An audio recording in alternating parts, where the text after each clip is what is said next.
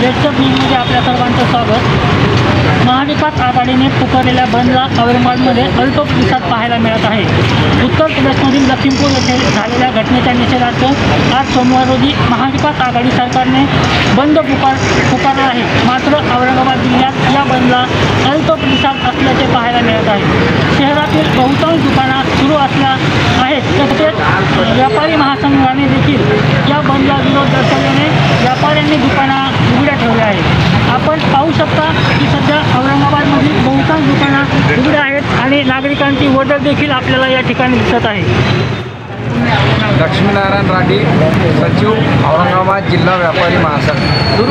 सुरू केले व्यापाऱ्यांनी। आज महाराष्ट्रामध्ये महाविकास आघाडीतर्फे बंद पुकारण्यात आलेला आहे। लखीमपूरची जी दुर्दैवी घटना झाली त्याचा आम्ही निषेध करतो, परंतु औरंगाबाद जिल्हा व्यापारी महासंघाने पूर्वीच ठरवले होते की कोणत्याही राजकीय बंदला आम्ही पाठिंबा देणार नाही। या अनुषंगाने आम्ही सर्व व्यापारी बांधवांना सूचना दिल्या होत्या की आपण आपले व्यवहार सुरळीतपणे चालू ठेवावे व कोणत्याही दबावाखाली बळी पडून व्यापार बंद करू नये।